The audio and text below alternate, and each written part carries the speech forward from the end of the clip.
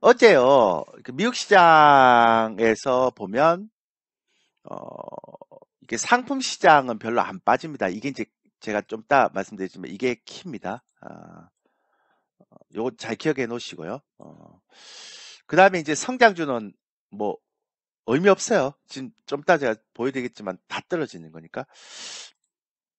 자, 지금, 어, 전일 새벽, 그러니까 오늘 새벽에 나온 건데요. 좀 이상하지 않나요? 저는 이걸 보면서 굉장히 이상하다는 생각을 했거든요. 어떤 생각을 했는가 하면 지금 에, 나오고 있는 그러니까 지금 나오고 있는 어제도 생산자 물가지수가 발표가 됐어요. 그러니까 물가지표를 보면 어, 그러니까 소비자 물가지수가 생각보다 안 떨어졌다라고 얘기해서 지금 지수가 뭐 그러니까 빅 스텝이나 자이언트 스텝을 할 것이다라고 생각하고 이렇게 떨어진 거였잖아요. 근데 어제 생산자 물가지수도 연간으로 보면 안 떨어졌어요. 그래갖고 오늘 기사가 전체적으로 보면 빅스텝을 어느 정도 할 것인가 뭐 그 얘기가 가장 많더라고요. 오늘 보니까 빅스텝을 어디까지 하는 게 맞나 뭐 이런 얘기. 그 다음에 좀 이따 제가 말씀드리겠지만 3월달, 6월달 빅스텝이 어디까지 그러니까 6월달, 7월달 빅스텝을 어디까지 해야 되는 게 맞나 뭐 이런 얘기를 정말로 많이 하고 있어요. 예. 예, 지금 아마 여러분들이 최근에 가장 많이 들었던 얘기도 아마 그걸 거라고 생각을 하는데, 어, 근데 굉장히 재밌지 않나요? 그러니까 저는 이런 걸 보면서 굉장히 재밌다는 생각이 드는 게, 그러니까 생산자 물가지수와 소비자 물가지수가 계속적으로 많이 나오고, 높이 이제 나오고 있는데도 불구하고, 그러면 6월달, 7월달에 현재 지금 어떤 형태로 들어가는가 하면, 패드워치를 보면, 이게 패드워치거든요. 6월달, 7월달에 FMC 금리 예측이 이만큼씩 올라와 있어요, 지금. 6월달에는 125에서 150까지 올라와 있고요. 7월달에는 175에서 200bp까지 올라와 있단 말이에요, 지금. 그러니까 벌써 시장 예상치는 상반기에 굉장히 많이 할 거다.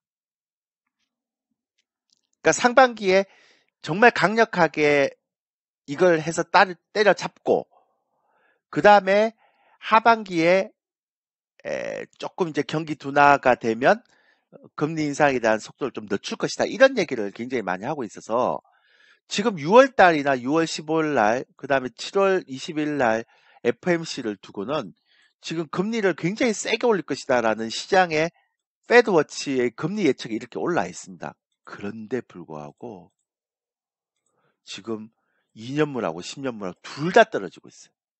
10년물 아예 3% 이상도 못 가고 있어요. 특이하지 않나요? 여러분들 이런 거 보면? 그러니까 시장에서는 금리 인상이 굉장히 이제 금리를 많이 올릴 것 같다라는 6월달, 7월달에 금리를 많이 올릴 것 같다라는 인상 그 전망들이 정말 많이 나오고 있는데도 불구하고 금리가 안 올라가요. 근데 재밌는 건 금리가 이렇게 안 올라가서 떨어지고 있는데 또 한쪽에서는 성장주들이 계속 떨어져요. 올라가질 못해요. 성장주들이.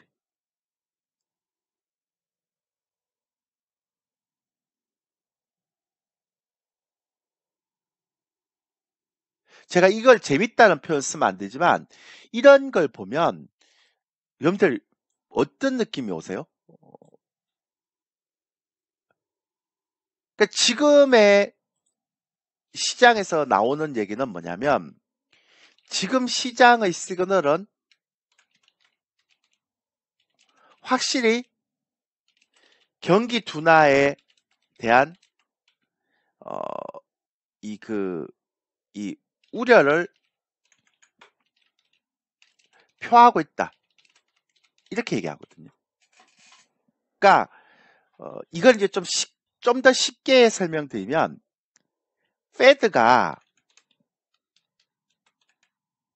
페드가 요 좀 이따 제가 말씀드리겠지만 페드가 이제는 자산 가격 혹은 주가의 하락을 신경 쓰지 않는다.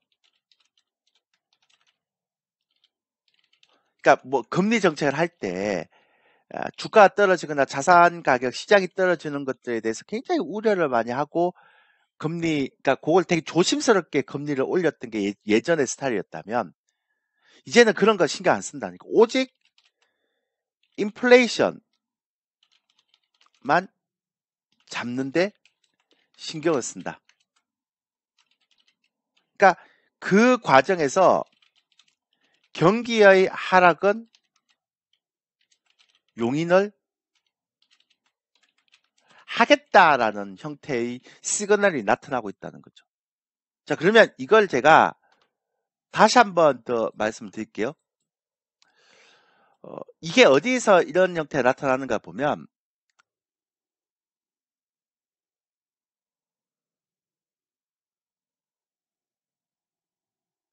또 재밌는 형태가 나타납니다. 한번 보세요. 잠깐만 기다려 보세요. 예.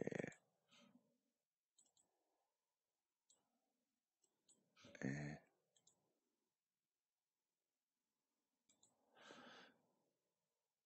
제가 이걸 보여드려야 얘기가 될 것 같아서 이걸 한번 보여드릴게요. 어제도 제가 이거 얘기를 방송에서 얘기를 좀 했는데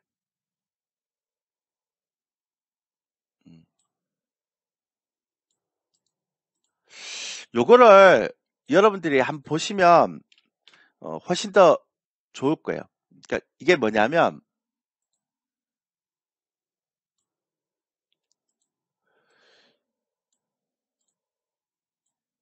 예, 요게 그러니까 오죽했으면 기사가 이렇게 나옵니다.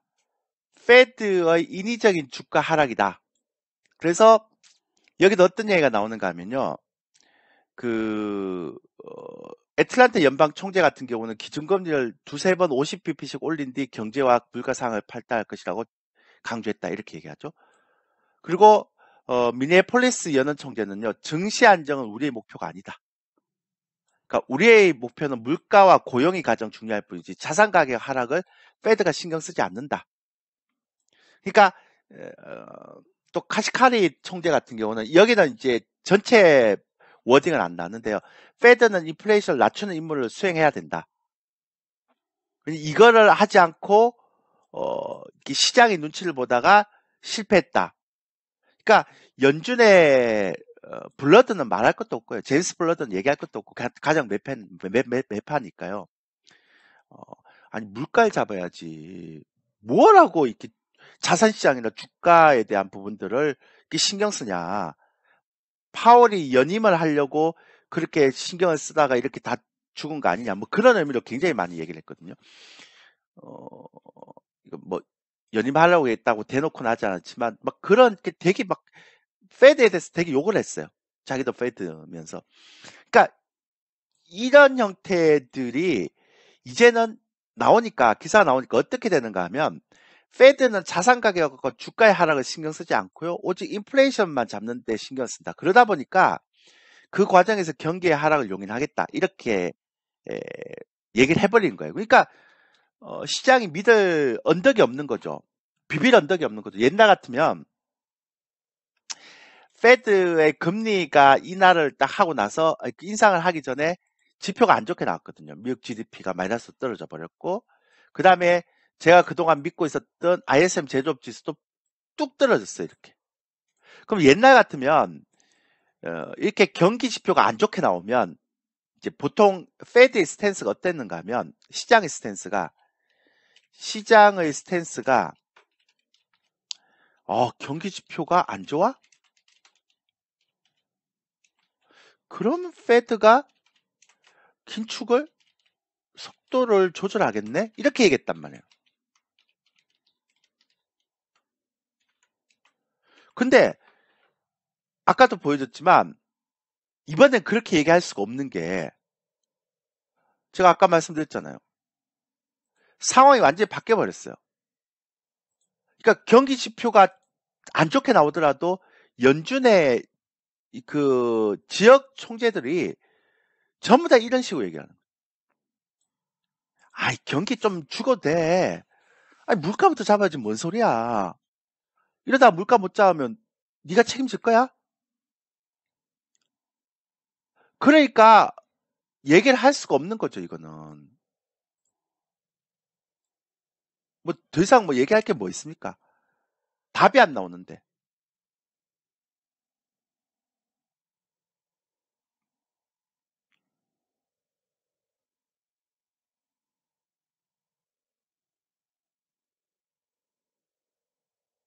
그러니까 그러니까 기존의 연준의 프레임이 확 변해버렸다는 거예요. 그러니까 기존에 볼 수 없었던 연준의 프레임의 변화가 생겨버린 거죠. 지금의 입장에서는.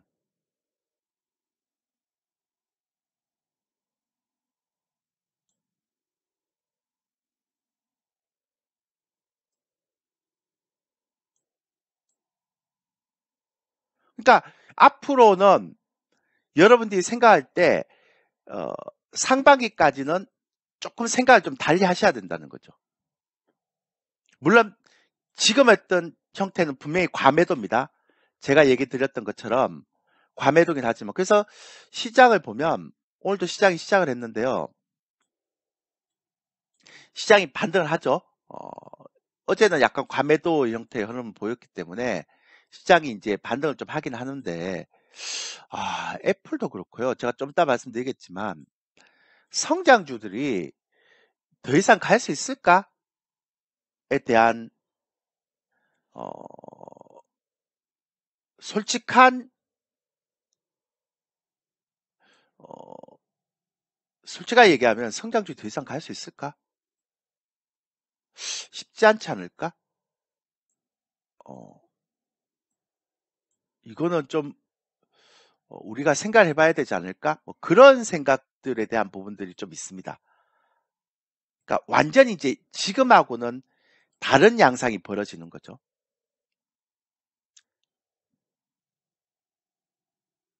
그러니까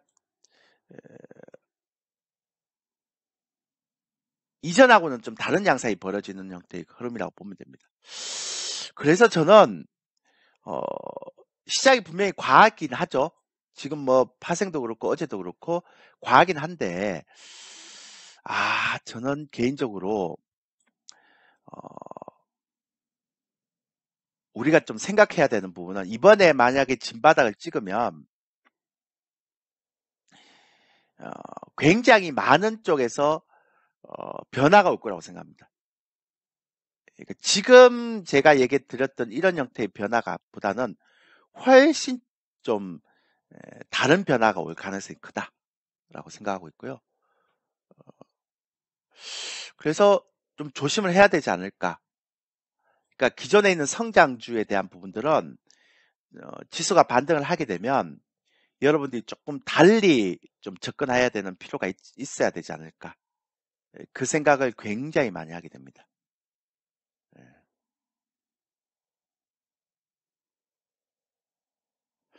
그래서 차차 말씀드리겠지만, 시장이 만만치 않을 것 같다.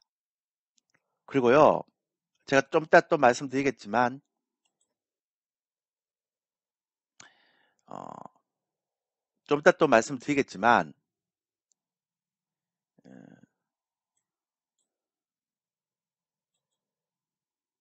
이것도 지금 무시 못할 형태의 흐름이죠. 제가 되게 이례적이다고 얘기를 드린 건데요. 그 인버스 2X 상품이 있거든요. 이게 기관들의, 그러니까 하락할 때 지수가 하락하면 2배 수익 나는 상품. 이게요. 요게 2022년 1월인데 이때부터 시작해서 5개월 동안 4개월 반 동안 금융투자가 1조를 매수했습니다. 굉장히 이례적인 케이스죠. 그죠?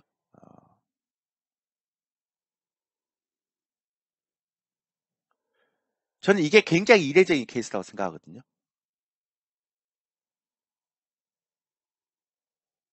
여러분도 어떻게 생각할지 모르겠지만 저는 이거는 굉장히 이례적인 경우라고 생각합니다.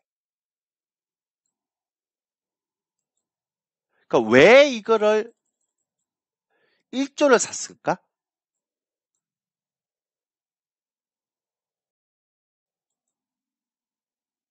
뭐 때문에? 뭐 때문에 1조를 샀을까? 그게 이게 어, 이것도 지금 저한테는 풀리지 않는 미스테리예요. 그러면 보통 우리가 이게 1조를 샀다 그러면 해지를 한다라고 생각하거든요. 그러니까 주식을 뭐 샀기 때문에 해지를 한다라고 생각하는데 금융투자에 제가 코스피를 얼마에 샀는지 작년하고 올해하고 비교해 볼게요. 뭐 250을 비교해 보면 금융투자가요 개인들이 작년 5월달부터 44조를 산 금융투자는요 이게 지금 얼마 샀습니까? 7천원밖에 안 샀어요. 그 7천원밖에 사지 않았던 얘들이 왜 해치 투자를 했죠? 이렇게 아주 독특한 케이스잖아요, 그죠? 그 다음에 외국인들이 선물을 지금 매도를 어제 야간 선물 필요 없고요. 지금 현재의 매도가 이렇습니다, 지금.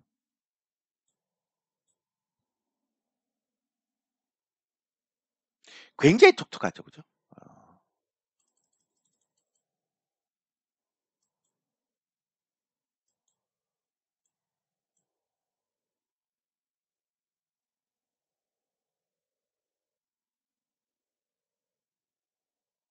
그러니까 모든 수급들이 모든 수급들이 에, 좀 이상해요. 제가 볼 때는. 그러니까 이런 것들이 얘는 언제부터 나왔던가 하면 3월 11일 이후부터. 그러니까 3월 11일 이후부터 이렇게 나왔고요. 왜냐하면 지난번 동시만기 이후부터 이렇게 형태가 이게 잡힌 거니까요. 그 다음에 얘 같은 경우는 3월 11일 이후부터 이렇게 지금 매도를 구축해 놓고요. 이 금융투자는 언제부터 매도를 했는가 하면 올해 1월부터 이렇게 매도를 했어요. 굉장히 특이한 케이스죠.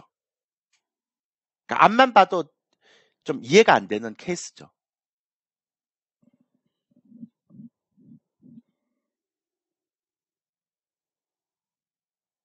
그러니까 왜 이렇게 구축을 했을까? 그것도 하방으로.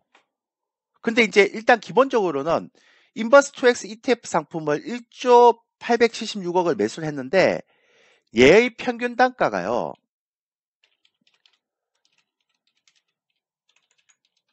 그러니까 금융투자의 곧버스의 평균 단가가 250원대예요.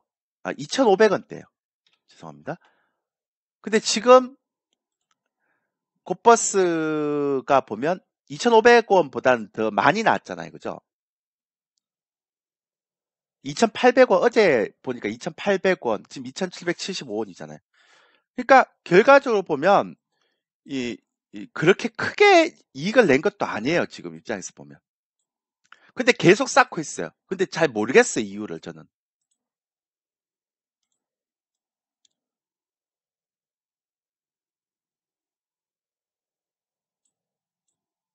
그러니까 이유도 모르겠고 이유가 그러니까 이해가 잘 안 돼요. 제 입장에서는. 그러니까 이거는 뭐냐면 아까도 말씀드렸지만 6월달, 7월달에 빅샷이 있기 때문에 이거에 대해서 굉장히 좀 어, 어, 이거 해지의 어떤 입장보다는 하락 포지션을 좀 취하고 있는 게 아닐까라는 생각만 하는 거지. 그 이상은 예상이 안 되는 거죠. 그러니까 제가 지금 얘기하고 싶은 건 뭐냐면 금융투자나 외국인들도 이렇게 해지에 대한 부분들을 좀 해놓고 있다.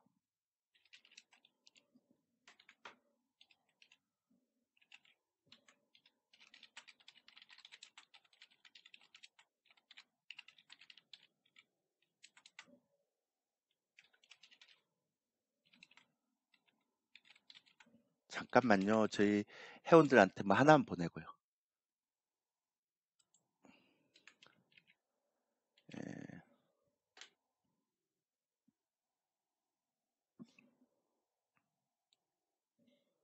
잠깐만요. 하나만 보낼게요. 예. 좀 이따 제가 이게 지금 오늘 회원 방송하고 같이 하고 있어서 아침에 이렇게 제가 회원 방송에 전략을 좀 얘기를 좀 했었거든요. 근데 오늘은 반등을 할 것 같다. 라는 얘기를 좀 했는데, 어, 제 예상대로 가고는 있습니다.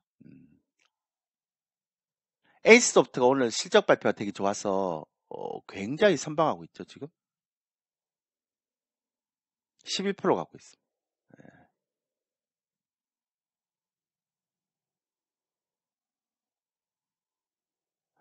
근데 삼성전자가 확실히 약하네요. 예.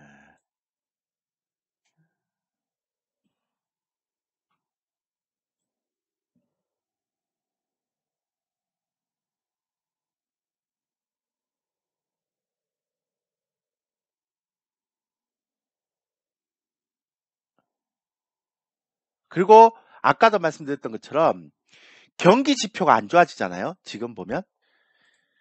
그러니까 경기가 둔화가 되면 여기다가 또 긴축까지 하죠. 그러면 이제는 제가 볼 때는 뭐 인플레이션이 지금 안 잡히고 있다 뭐 그런 얘기를 굉장히 많이 하고 있는데요.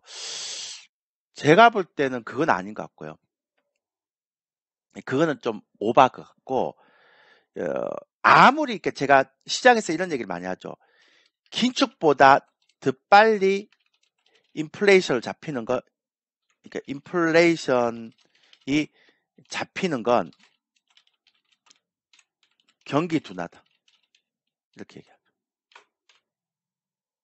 그러니까 지금 경기 둔화가 나오고 있는 형태이기 때문에 제 입장이라면 어떻게 생각하는가 하면 여러분들은 앞으로 그러니까 에너지 관련주를 제외하고는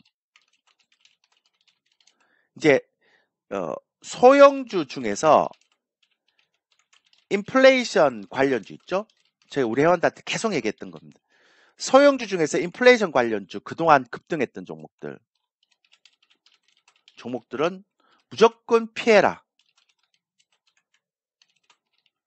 이렇게 얘기해요. 저희는 이거를 언제부터 이 얘기를 계속 했는가 하면 이거 나오고부터, 그러니까 GDP가 마이너스 떨어지고 ISM 제조업 지수가 이렇게 막 이게 60 치고 58, 57, 58, 57 하다가 55로 뚝 떨어지고 나서 제가 우리 회원들한테 가장 많이 얘기했던 게 이거였거든요. 그러니까 소형주 안 된, 이제 인플레이션 때문에 많이 올라갔던 소형주는 조심해야 된다, 이제부터는. 이거 잘못 건드렸다간 큰일 난다, 여러분들. 진짜 조심해야 된다. 이거는 정말로 쉽게 접근할 게 아니다, 지금은. 어, 제가 본 게 맞다면 정말 쉽게 접근하면 안 된다라고. 왜냐하면 경기 둔화 많이 올라간 것도 있지만 긴축보다 더 빨리 인플레이션 잡히는 게 경기 둔화이기 때문에요. 그러니까 에너지 관련주는 제외하고 소형주 중에 인플레이션 관련주 급등한 거 막 있죠. 여러분들 막 단타 치고 막 그런 것들 다 피해야 됩니다. 예. 그리고 제가 또 하나 보여드릴게요. 이게 삼성전자가 키를 쥐고 있어야 되는데 제가 어제 단위까지거든요.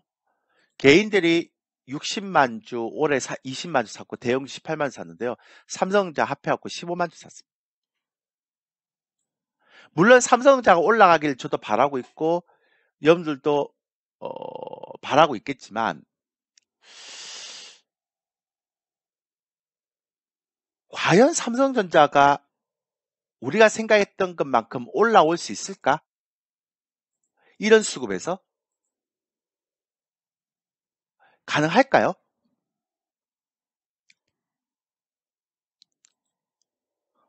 저는 그러니까 이런 얘기를 보면 기술주들이나 성장주, 물론 이제 삼성전자는 좀 덜하지만 최근 나스닥의 그 성장주를 보면 확실히 좀 달라요. 예. 그러니까 나스닥의 성장주를 보면 제가 우리 차트를 보면서도 이제 자주 얘기하는 건데요. 해외 주식 차트를 보면 그동안 못 갔던 종목, 유일한 종목들이 이제 잘 갔던 종목들 애플인데요. 애플, 뭐 아마존, 그 다음에 테슬라, 보세요. 전체를 볼게요. 넷플릭스,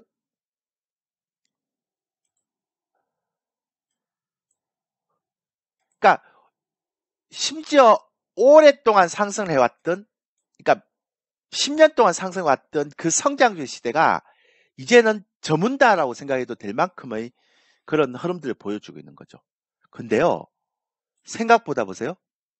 어, 제가 우리 회원들한테도 얘기했는데 엑스모빌, 쉐브론, 월봉 보여드릴까요? 예, 이게 더 낫겠죠? 쉐브론, 엑스모빌, 그 다음에 옥시덴탈 페트롤리움 이런 종목들 보면 굉장히 잘 견뎌요. 그리고 최근에 거래가 빵 터졌죠. 워런 버핏이 산 종목이긴 하지만 근데 애플 제 2평선이 있는데 이걸 다 무너져요. 지금 얘는 벌써 무너졌고 테슬라 심지어는 구글까지도. 근데 이게요. 에이 대표님 이제 무너졌는데 뭐 신경 씁니까? 아니요. 그동안 올라온 게 너무 셌어요. 여기서부터 시작했습니다. 제가 이걸 보면서 어떤 생각을 하고 어떤 얘기를 여러분들한테 말씀드리고 싶은가 하면 이제 성장주의 시대가 어떤 형태든 끝난 것 같아요.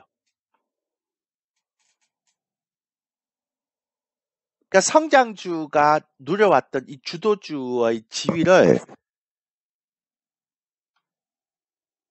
이제 어느 정도는 반납을 하고 있다, 시장에서.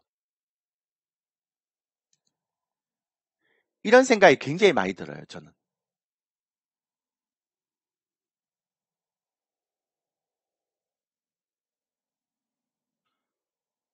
그러니까 그 10년 동안 이어왔던 그 패러다임이 바뀌어버리는 거죠. 그리고 성장주가 시장을 그 지탱했던 그 흐름도 바뀔 것 같고요, 앞으로는.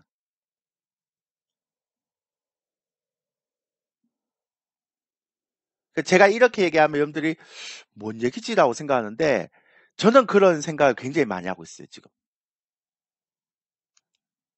그러니까 앞으로 2년은 앞으로 다가올 2년은 이제 성장주의 패러다임에서 에너지 관련주의 패러다임으로 변할 것 같다. 여기서 뭐 화석연료와 같은 에너지 형태는 아닌 것 같죠.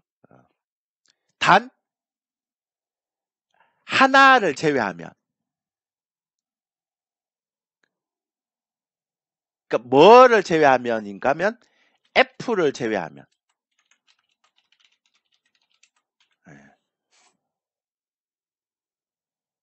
그러니까 성장주에서 그나마 가장 섹시한 종목들 애플을 제외하면 이제 성장주의 패러다임이 변할 것 같다라는 생각을 굉장히 많이 하는 거죠. 제가 생각해도 그럴 것 같고.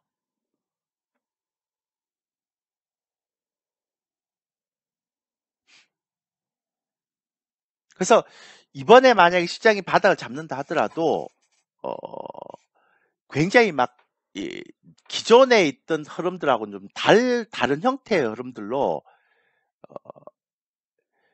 가지 않을까.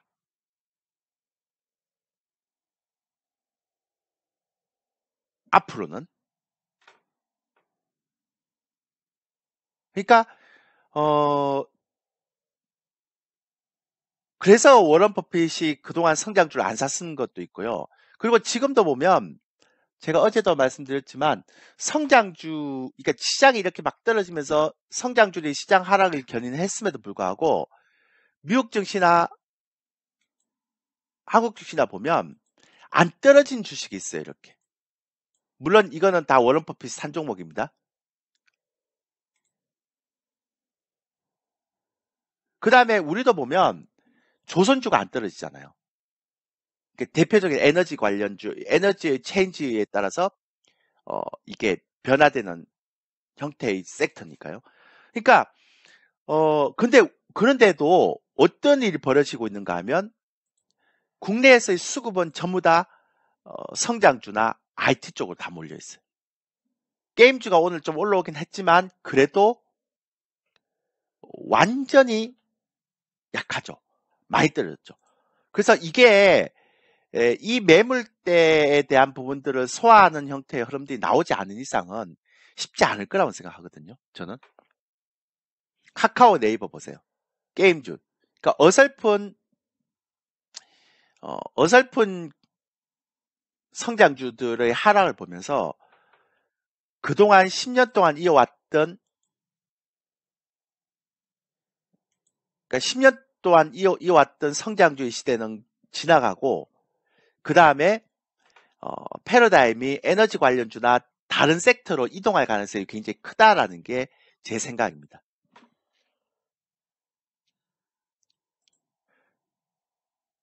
그게 시장에서 나타나고 있고, 그 워런 버핏도 마찬가지로 그렇게 하고 있고, 지금의 흐름에서 보면 저는 이제 보통은 연봉을 많이 보거든요. 넷플릭스 연봉을 보면 이렇게 되는.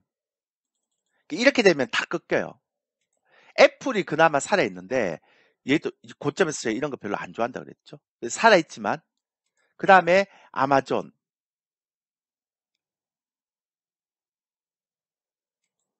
그러니까 큰 추세는 연봉을 보면 대충 알 수 있거든요. 그 다음에 뭐 구글. 그러니까 그동안 굉장히 많이 상승했던 형태의 흐름들이 일정 부분 어느 정도의 흐름에서 올라가면 그 라인에 대한 부분들을 고점을 쳤다라고 인식할 수 있는, 그러니까 이 오랫동안의 어떤 상승에 대한 부분들, 성장주의 불패 신화가 이제는 좀 꺾이는 것 같다. 그 다음에 이런 거 보세요. 이런 거 보세요. 그러니까 쉐보로이나 아까 얘기했지만 워런 버핏 사트 잘해요, 할아버지. 그러니까 옥시덴탈 페트롤리움 같은 거 보면 연봉이 다 밑에서 살아오잖아요, 지금. 그러니까 지금 이런 형태의 연봉을 보면 대체로 제가 많이 얘기하는 건데 큰 트렌드의 흐름이 좀 바뀌는 흐름들이 나타나는 것 같다. 굉장히 특이하지만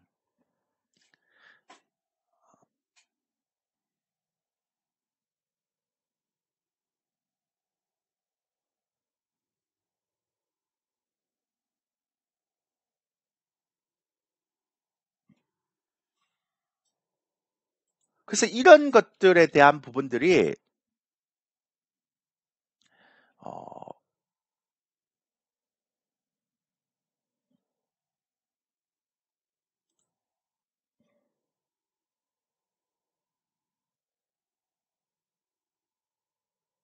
어느 정도는 저는 좀 그 시장의 큰 흐름들이 변화되는 부분에서 우리가 좀 알고 있어야 되는 부분이 아닐까라는 생각을 좀 하게 되는 거죠. 저는 큰 흐름들이 바뀔 것 같아요. 그래서 아마 지금 나스닥이 이렇게 떨어지는 와중에서도 나스닥 연봉을 보면 한번 보여드릴게요. 그러니까 서로 간에, 그러니까 이게 나스닥 연봉인데요. 이게 나스닥 연봉이잖아요. 나스닥 연봉과 지금 에너지 관련주들의 연봉이 서로 반대로 움직이고 있죠. 보이세요? 네.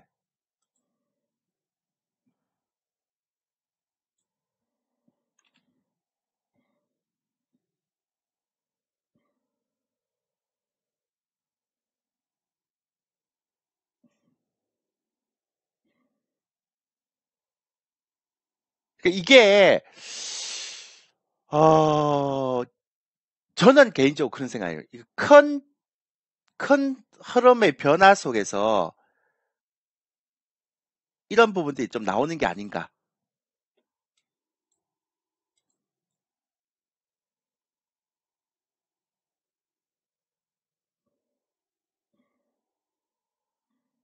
그래서 저는 이게 가장 중요한 형태의 흐름이라고 봐요. 제가 생각하기에는.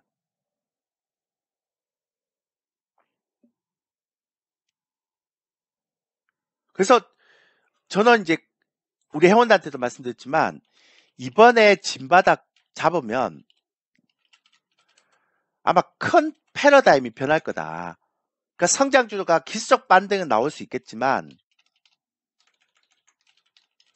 기술적 반등은 나올 수 있겠지만 아마 이제부터 추세적인 상승은 힘들 것 같다. 이 얘기 많이 하고 있고요. 그 다음에 이 패러다임이 굉장히 많이 변할 수 있는 흐름들이 이제 앞으로는 어쩌면 나올 수도 있을 것 같다라는 생각을 저는 개인적으로 많이 하게 되죠.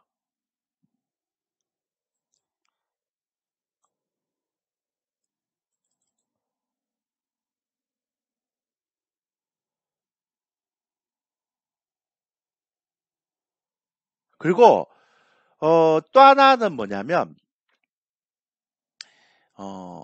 또 이제 하나 얘기를 드리고 싶은 건 뭐냐면 지금 나스닥이 거의 한 30% 하락을 했거든요. 그러니까 올해만 보시면 올해 하락폭이 한 30% 돼요. 그 올해 나스닥의 하락이 아마 30% 돼요. 이게 한 28% 정도 되죠. 저가 기준에 28.99%고. 예. 근데 보통은 금융 위기가 오는 오거나 아니면 어떤 실물 위기가 오는 경우를 제외하고 단기적으로 이렇게 30%가 하락하는 경우는 과매도권이죠. 저는 그렇게 생각합니다. 과매도권이기 때문에. 근데 문제는 뭐냐면 그동안 너무나 많이 상승했던 그 섹터가 있잖아요. 그 성장주 섹터라고 얘기하면 성장 섹터가 있고, 근데 이 섹터들이 일정 부분 계속 이렇게 이 상승에 대한 폭을 계속 이렇게 내려가는 형태라면 과연 지수가 다시 상승 추세로 돌리는 건 힘들다. 이렇게 생각하는 거죠. 그러면 지수가 여기서 폭락을 할 것이냐? 저는 그것도 힘들다고 봐요. 그러니까 많이 떨어져 봐야 2400선 정도고요. 그러니까 최대치가 2400선이고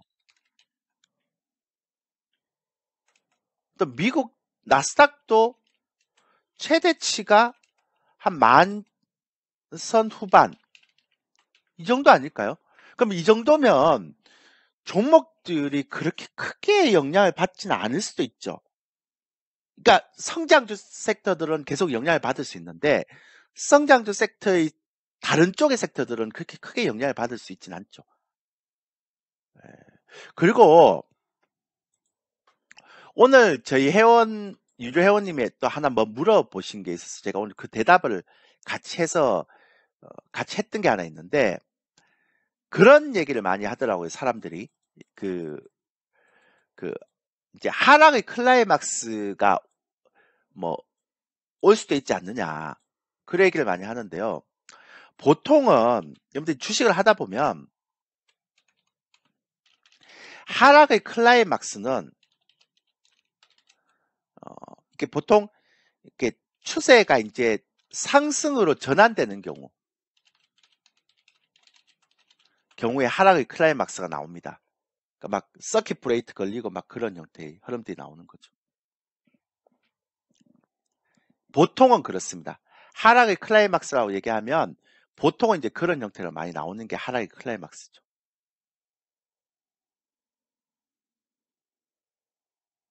그걸 이제 우리는 보통 하락의 클라이막스라고 얘기를 합니다. 근데 지금 하락의 클라이막스가 나올 수 있는 형태는 리만 브러더스 사태의 요때 하락의 클라이막스 나왔고요. 상승으로 전환됐으니까 적어도 이 고점을 돌파했던 거니까. 그 다음에 코로나 때 이 고점 이전 고점을 돌파했던 흐름이니까 하락의 클라이막스가 나오고 나서 본격적으로 상승 흐름이 갔어요.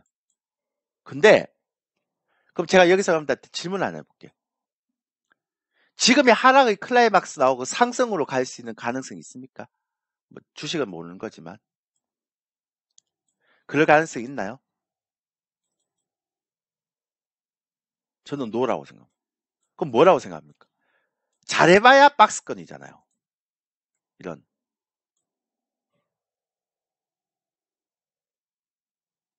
그쵸? 잘해봐야 박스권이란 말이에요. 근데 박스권에서 무슨 하락의 클라이막스가 나옵니까?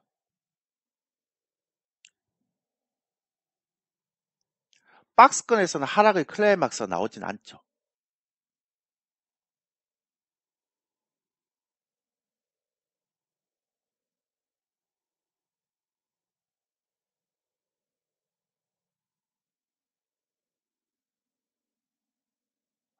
그러니까 하락의 클라이막스에 대한 의미는 없어요. 지금 박스권에서는. 그러니까 하락의 클라이막스라고 얘기하는 막 그러니까 서킷 브레이크 2번 걸리고 이런 거는 대부분 다 리만 브러더스 사태라든지 코로나 위기 때 이럴 때 걸린 거예요. 즉 하락의 클라이막스를 치고 상승으로 전환되는 대세 상승으로 전환되는 이 구간에서 하락의 클라이막스가 나오고 그게 나오는 거지. 박스권 구간에서는 그런 게 없단 말이에요. 근데 지금은 많은 전문가들이 얘기하는 것처럼 박스권 구간이 이제 접어든 거죠. 그러니까 하락의 클라이막스라는 것들을 여러분들이 생각하면 안 돼요. 그런 장이 아니기 때문에.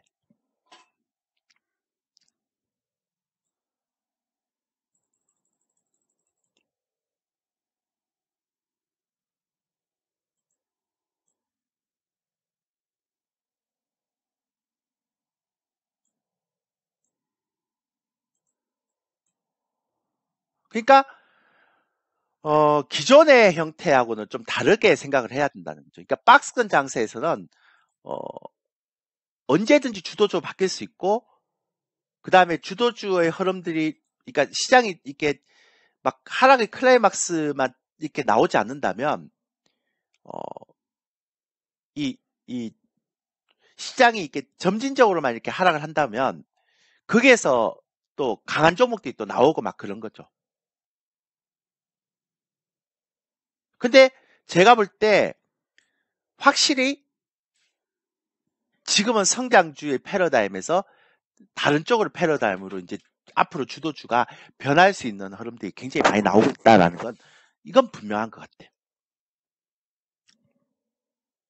그리고 지수의 저점도 점점 가까워지고 있고 근데 지수가 크게 한꺼번에 단기에 크게 떨어지지 않는다면 언제든 종목으로는 충분한 기회가 많이 나올 수도 있을 것 같다라는 생각을 하는 게 제가 생각하는 가장 큰 흐름이죠.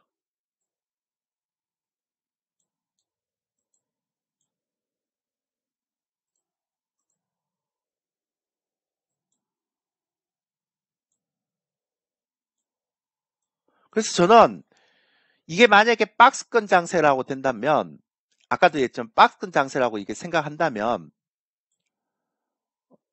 제가 얘기 드렸던 것처럼 어, 이게 업종이나 종목들에 대한 전환을 통해서라도 충분히 가능할 수 있지 않을까.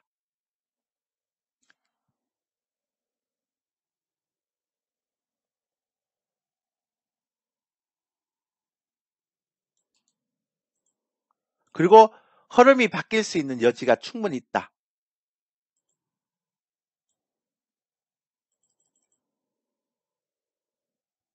예. 그 생각을 하는 거죠.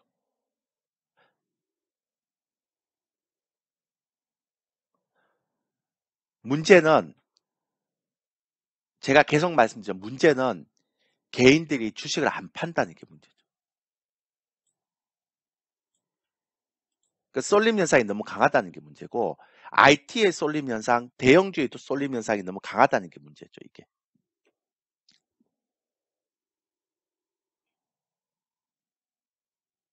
딴 게 문제가 아니고 이런 게 문제죠.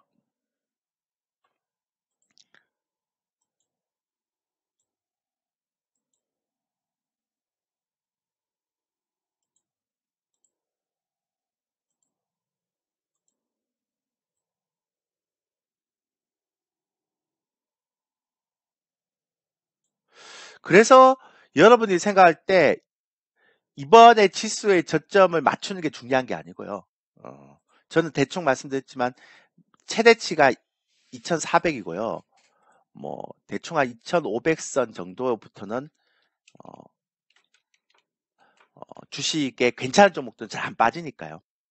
그 나스닥도 뭐이 정도면 많이 빠져봐야 제가 월봉을 보여드릴게요. 많이 빠져봐야 제가 볼 때는 한 11,000선? 예.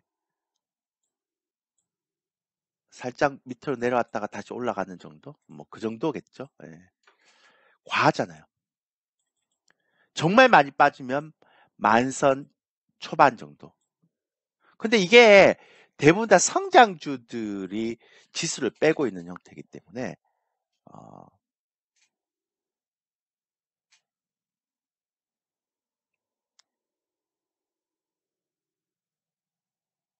그 나머지 사이드에서는 분명히 다른 섹터들이 굉장히 잘 움직이고 있다는 거죠. 그리고 하락의 클라이막스 같은 얘기는 하지 마세요. 하락의 클라이막스가 나오는 것은 대부분 다 이렇게 리먼 브러스 사태 때나 코로나 때 많이 나오는 거지. 박스권에서는 하락의 클라이막스라는 게 없어요. 그러니까 점진적으로 빠지는 거죠. 점진적으로 지치게 만들어서. 그러니까 하락의 클라이막스 나오는 건 대부분 다 하락의 클라이막스 나오고 이전에 전고점을 돌파하는 이런 흐름에서 나오는 거고요. 이건 박스권에서는 하락의 클라이막스가 없어요. 그냥 점진적으로 해갖고 갑자기 튀고 점진적으로 올라가고 튀고 이런 거죠. 좀 달라요, 여러분들이 생각하는 거랑. 그러니까 점진적으로 계속 그러니까 제가 매번 얘기했던 게 이번 장은 베어마켓 랠리다.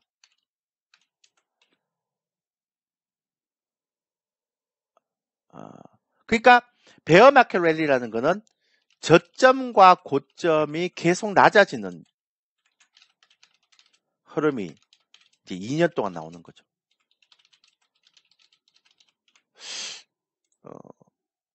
그러니까 저는 개인적으로 2011년도에서 2016년도까지의 흐름은 저점은 안 낮아지잖아요. 고점은 낮아졌지만. 그러니까 이런 박스권은 아닌 거라고 생각해요, 저는. 그러니까 이제부터는 저점과 고점이 낮아지는 형태의 흐름에서의 박스권이거든. 그러니까 이번에 만약에 바닥을 찍고 이렇게 올라간다 하더라도 나중에 또 저점을 깰 수 있는 고점은 계속 낮아지고 있고요. 이런 형태의 베어마켓이 한 2년 동안은 진행될 것 같다.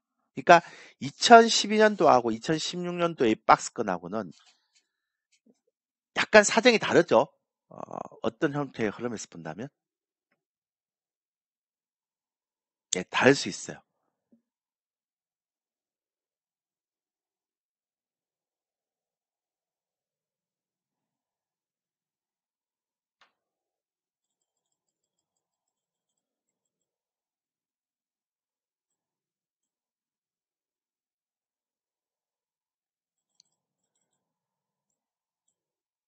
그래서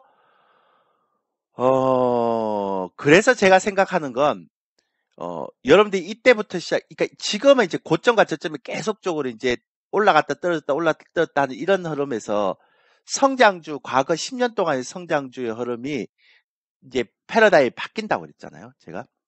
그러니까 그렇다면 그 부분들에 대한 것들만 여러분들이 좀 신경을 쓰면 되죠. 그러니까 이제부터는 지수도 지수지만 지금의 어떤 흐름에서 지수가 무슨 의미가 있겠습니까? 그러니까 종목들 흐름이 더 중요한 거겠죠. 예.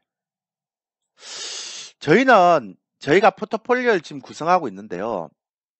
종목에 대한 포트폴리오를 구성하고 있는데 현재 지금 주식 비중이 43%고요. 공식적인 거. 현금 비중이 57%입니다. 현재 제가 이제 시장에 대해서 약간 제가 지난번에 방송할 때 나스닥 제가 1월 달에 그런 얘기했죠. 나스닥이 12,000선 무너질 것 같다. 그런 말씀 드렸잖아요. 그죠? 예. 근데 이제 무너졌어요. 일단 나스닥이. 예. 일단 한 번은 무너졌죠. 나스닥이. 예. 근데 여기서부터 이제는 어떤 형태로 우리가 좀 생각을 해야 될지를 좀 봐야 될 필요가 있어요. 좀 고민을 좀 해봐야 될 필요가 있죠. 지금부터는.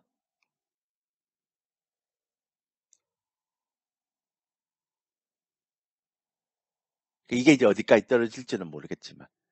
그러니까 이 적어도 12,000선까지 떨어질 때까지는 성장주가 이제 하락을 이제 주도했죠. 그러면 앞으로도 베어마켓 랠리에서 하락 시는 마다 또 성장주가 주도하지 않을까요? 왜냐하면 지금의 이제 패러다임이 바뀌어 버렸기 때문에. 뭐 너무나 많이 빠졌기 때문에 기속 반등은 충분히 나올 수 있을 거라고 봐요. 저 개인적으로는. 예. 기속 반등은 충분히 나올 수 있을 것 같은데 그게 추세 전환으로 되긴 되게 힘들죠.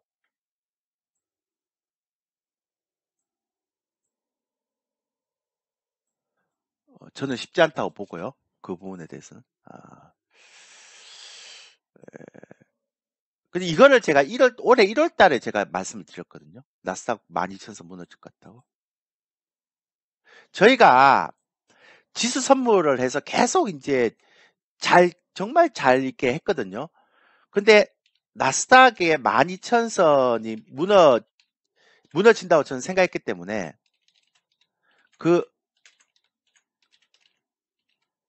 제가 1월 달부터 계속 말씀드렸거든요. 나스닥 12,000선 무너진다고. 그래서 저희가 주식 비중도 거의 50% 이하로 유지하고 지선물도 굉장히 조심스럽게 했는데 최근에 주식 선물에서 이 테스트 매매했다가 2번 손절했어요. 그러니까 저희가 이제 12,000선이 무너지고 바닥일까라고 생각했다가 들어갔거든요. 그러니까 지선물을 테스트 매매를 2번 했습니다. 저희가. 그것도 매수로. 왜냐면 12,000선 무너졌으니까 이제 충분히 저가라고 생각하고 2번을 딱 했는데 2번 다 작은 손절을 했습니다. 대부분 10포인트 이하의 손절이니까 한 3포인트짜리 하나 있었고 그리고 다 이제 그러니까 소액으로 테스트만 했던 거죠. 그러면서 제가 느낀 게 뭐냐면 이거는 아직 우리가 지수가 바닥을 잡았다고 생각을 할 수는 없겠구나.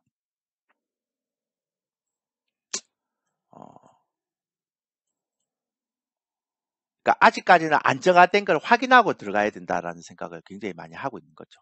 저는 개인적으로. 제 입장이 맞다면. 예. 그러니까 변동성이 심하니까. 그러니까 6월 달까지 계속 제가 말씀드리는 것처럼 이렇게 변동성이 되게 심하게 나올 수 있는 형태의 흐름이니까. 예. 그래서 조심하고 계속 조심을 하고 있는 형태죠. 지금은. 그러니까 원래는 12,000선 깨지면 저는 단기 바닥을 잡을 것 같다라고 생각을 했거든요. 그래서 이제 테스트 매매를 2번 해본 거예요. 소액으로. 보통 이제 제시 리버모아가 그러잖아요. 제가 좋아하는. 그러니까 이게 추세의 변곡점인지 아닌지를 파악하기 위해서는 테스트 매매를 좀 해봐라. 그러니까 척후병을 보내서 테스트 매매를 해봐라. 근데 그 척후병에서 테스트 매매를 했는데 그 방향이 아니면 쉽지 않다 이렇게 얘기하고. 근데 저희가 이번에 선물 하나 3포인트, 그러니까 어차피 큰 금액은 아니고요. 테스트 매매 했으니까. 근데 2번 손절을 했어요. 그러니까 그러고 나서 이거는 좀 더 조심해야 되겠구나. 그러니까 나스닥이 12,000선이 무너졌다고 해서 그냥 단기 바닥을 잡았다고 생각하기에는 조금 부담스러울 수도 있겠다. 이런 생각을 한 거죠. 그래서 그 확실하게 지수가 바닥을 잡혔다고 생각이 들기 전까지는 좀 조심하자. 그 대신에 주식은 상관이 없죠. 왜냐하면 제가 말씀드렸지만 성장주 이외의 섹터에서 또 가는 종목은 상승하니까.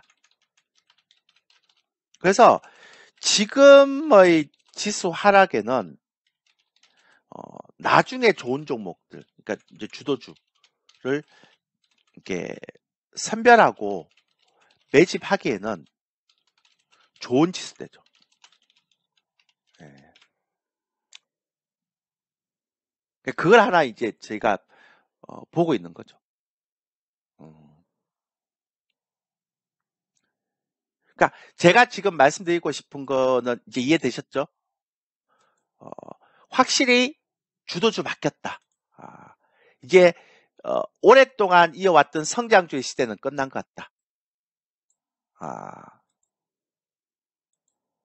네. 그러니까 오랫동안, 그러니까 몇십 년 동안 이어왔던 10년 이상 이어왔던 성장주의 시대는 이제 끝난 것 같다. 뭐 애플이라는 일부 종목들 제외하고는. 그러니까 이제 주도주가 완전히 바뀌는 거죠. 이제 그 주도주는 제가 볼 때 에너지의 변화에 따른 이제 그 관련 주식들, 이런 주식들. 제가 리오프닝 주식도